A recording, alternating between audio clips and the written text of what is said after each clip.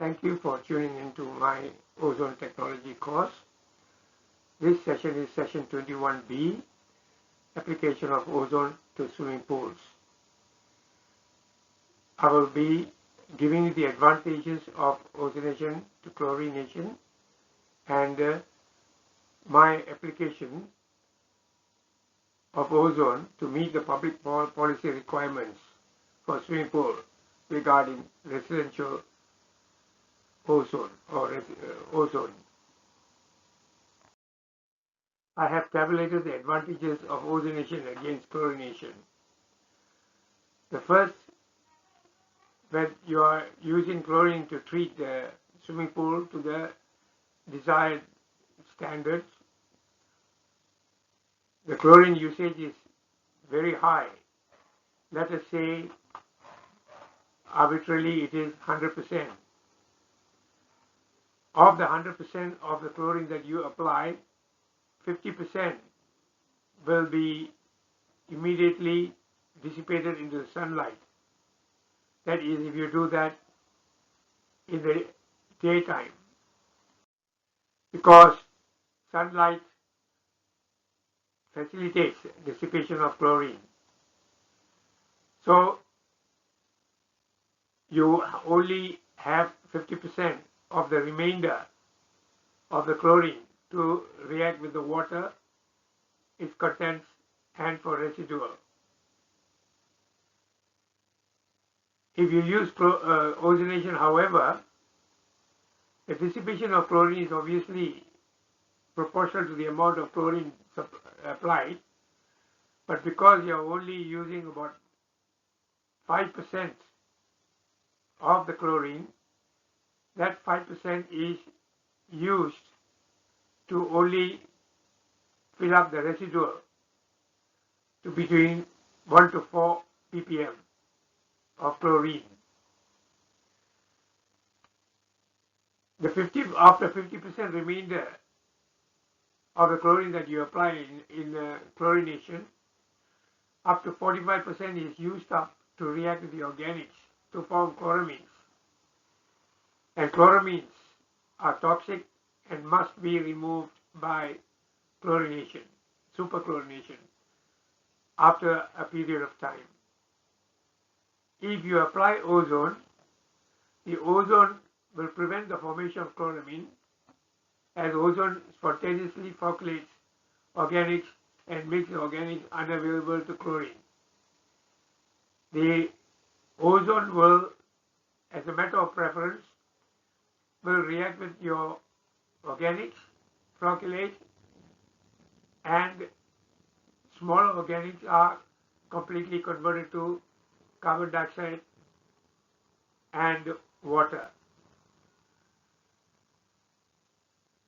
The sum total of the 100% of chlorine that you apply,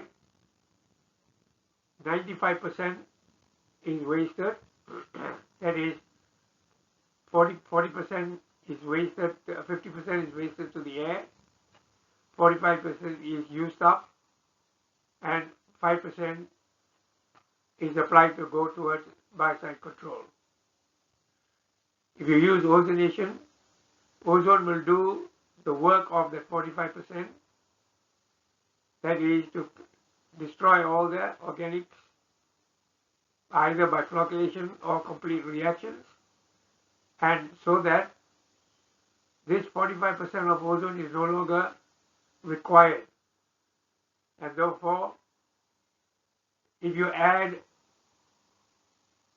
only 5% of chlorine into the ozone treated pool, you will have more than enough residual ozone. In chlorination, of course, we try to apply chlorine at night so that this 50% of residual chlorine is not wasted.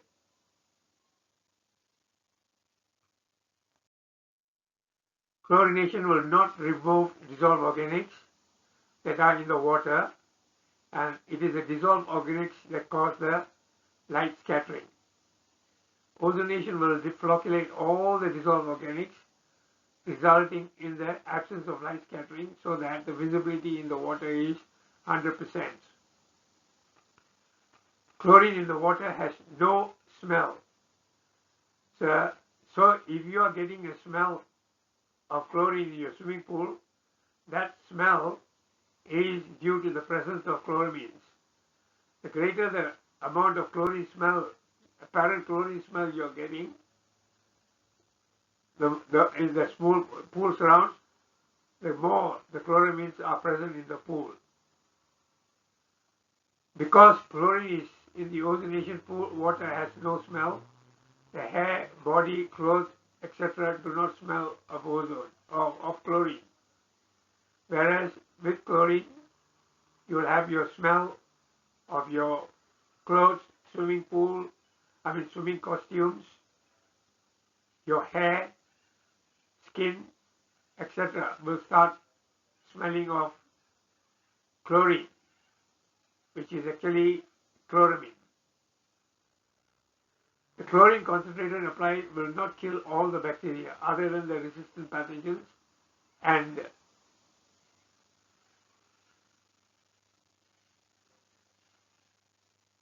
of course if you put in a larger quantity, it will suppress the growth of algae.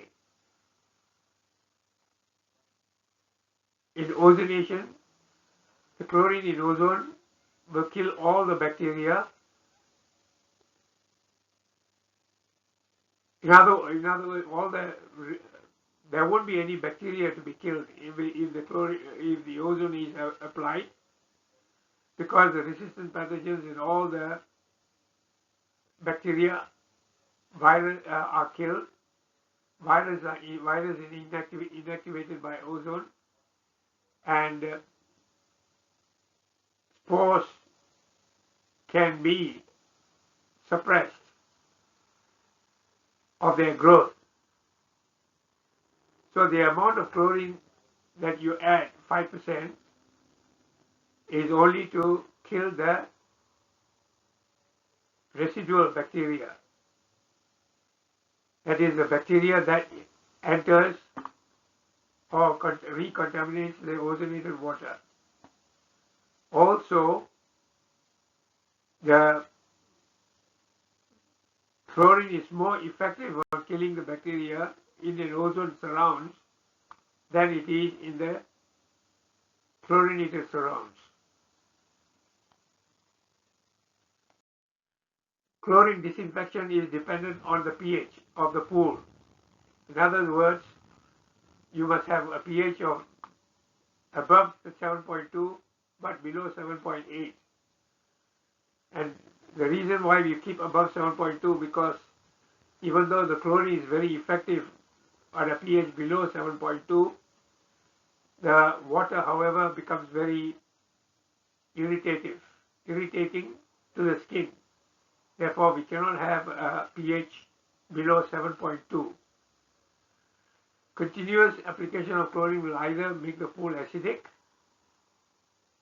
if you use chlorine dioxide of chlorine, or alkaline if you use calcium bleach or sodium bleach. So the pH levels must, in either case, be continuously monitored and adjusted with either hydrochloric acid in the case of calcium hypochlorite and sodium hypochlorite, or sodium bicarbonate in the case of using with the pool turning acid. The chemical water balance is therefore extremely necessary, and so you have to put more chemicals, and the cost of chemicals as well as monitoring becomes also expensive.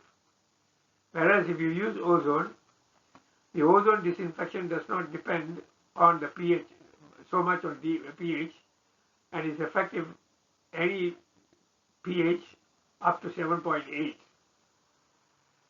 Obviously, again, we can't have a pH below 7.2 simply because it will irritate the skin. The pH of ozone reactions will not exceed the pH of bicarbonate. In other words, All the ozone reactions will eventually form bicarbonate as a side product. And this bicarbonate in water will have a pH of 7.8. So when you use ozone, the pH will never exceed 7.8. And therefore, the residual chlorine, if you ever add, will have a very good effect, biocidal effect on the bacteria. However, ozone also will kill bacteria and destroy virus as soon as it has completed reacting with the organic materials. When you use ozone, there is no chemical water balance required, and therefore you don't have to put any chemicals, and you have a less cost and monitoring. The TDS of the water will continuously increase, reducing the effect of chlorine. That is, the pH will also increase, so you have to adjust the pH with chemical balancing. You have to increase when the alkalinity gets increased, you have to also balance it with your, if the pool is not chemically balanced and alkalinity is too high and pH above 7.8, chlorine will be unavailable for biocide action and scaling of the tiles will occur. There is no chemical balancing required for ozone treatment. There is no requirement of adding of any chemicals, as the pH will always be near to 7.8, as bicarbonate will precipitate out and dissolve. Bicarbonate that is produced will dissolve in the water and maintain the pH to 7.8.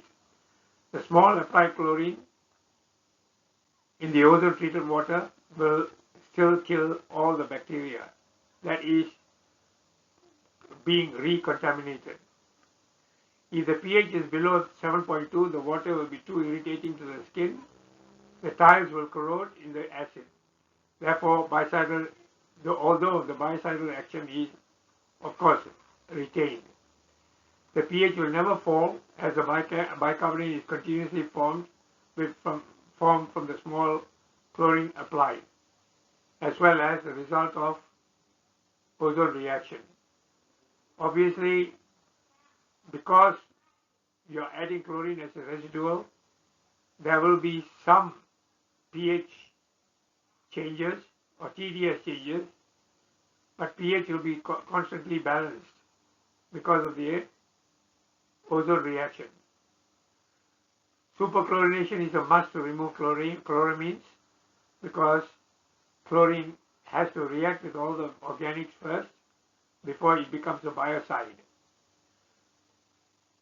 No superchlorination is required when you use ozone.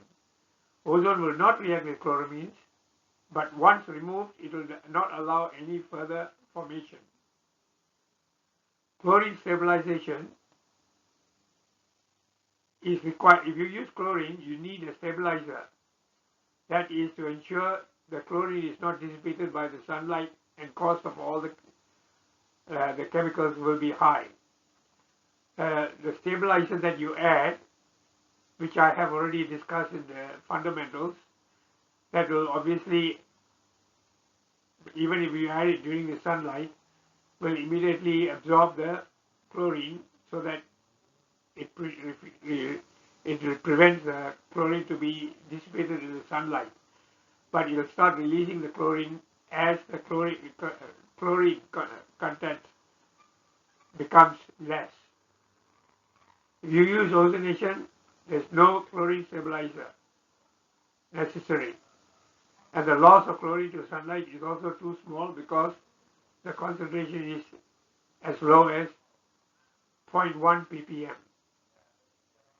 So we need only a small concentration of 0.1 to 0.2 ppm instead of 1 ppm in the case of chlorination. It must be noted that the Olympic Committee has mandated that all swimming pools which hold the competitions for the Olympic Games must be held in swimming pools treated with ozone. It is also noted that almost all these pools are installed by the well-known international ozone companies against many experienced local groups.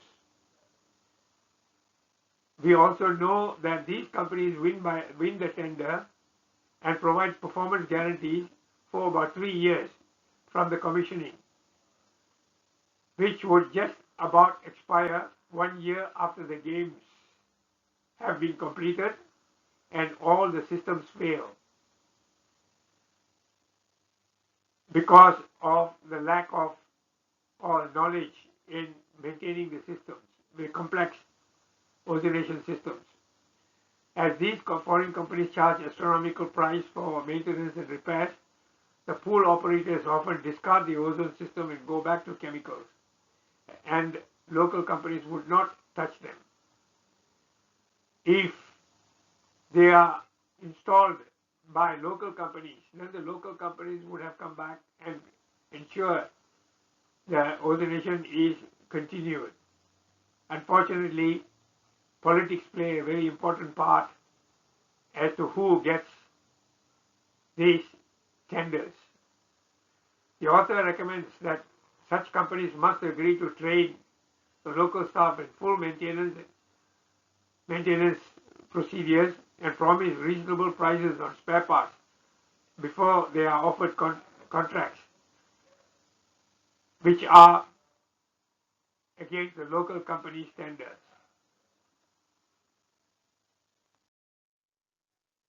As I have stated, internationally it is emphasized that ozone is a toxic gas to swimmers, particularly using the ozonated pool, from the possible ozone diffusing from the water out and inhalation of the gas by the swimmer, leading to poisoning. Therefore, they insist that there should be no residual ozone in the pool. Therefore, this makes it necessary for the pool installers to put charcoal filter to remove the ozone before the entry to the pool. It's obvious this condition means that once the chlorine is absorbed, the charcoal will also absorb chlorine as well as the ozone, and therefore you have to put back the chlorine, and there will be a high increase of chlorine in the ozonated pool. Whereas we can't treat ozonated pools with less chlorine without having to use of charcoal filters and without having to remove the ozone. What the authorities are saying, international authorities are saying, is totally untrue. Firstly, almost frequently the concentration of atmospheric ozone during thunderstorms at the seaside reaches up to 0.1 ppm, or I would say almost 1 ppm. And no one is advised of this impending threat at weather report and to seek indoor shelter for a period.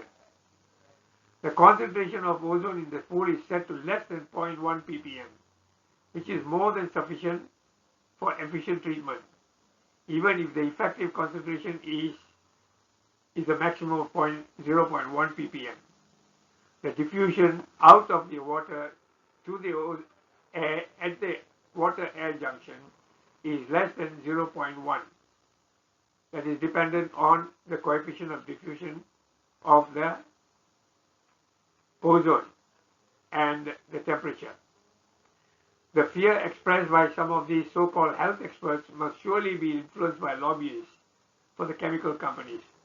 Installing the charcoal filter would mean the application of residual chlorine must increase, allowing the chemical companies to maintain their profit margin and increase the cost of maintaining the pool. In my experience of having been exposed to concentrations higher than 0.1 ppm and being a hereditary asthmatic, I have survived 30 years of such exposure. However, whether I'm right or wrong, we can follow the laws we have to follow the laws of the state. I would say, however, whether the authorities are right or wrong, we must follow the laws of the states. We can do this by modifying the ozone application. This will be shown in the next slide. I have developed this method to ensure that you have sufficient ozone to destroy all the organic materials and dissolve organics, flocculate all the organic materials, and still have a residual chlorine dose so that you will have zero ozone left over, and the chlorination, residual chlorine, that is to ensure the destruction of recontaminating bacteria, virus, etc., are destroyed. What we do is we have to do we use a fresh water. We have to do a test ozonation and find out how much of ozone is required to attain 600 to 650 millivolts of the redox potential. So at 600 to 650 millivolts of redox, all the dissolved organics and flocculated organics, flocculation of organics, other organics are completed, so that above, once they are finished, then the residual ozone will start increasing. At this point, we cut out the ozone and install the chlorine dosage to start at 650 millivolts and to shut down at 700 to 750 millivolts. This way, we have the ozone to do all the work and the chlorine just to do the residual disinfection.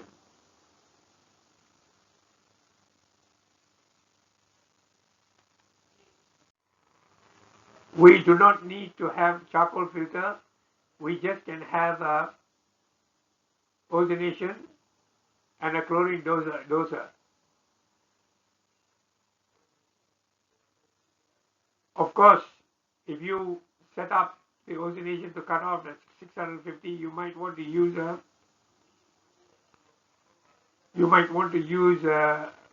redox system.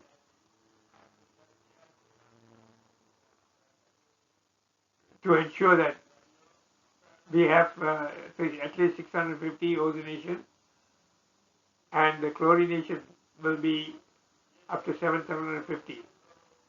In the case ozone generator malfunctions, the chlorine dosage will continue to do the job, because there will be an increased chlorine dosed into the pool. One advantage of the fact is the bacteria becomes very sensitive in an ozonated water, and they are killed almost immediately in an ozonated water compared to the non-ozonated water.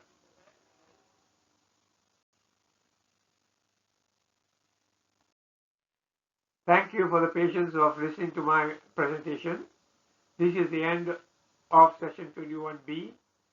The next session 22 will introduce the principle of air conditioning, freezing systems, principle of them and the cooling towers.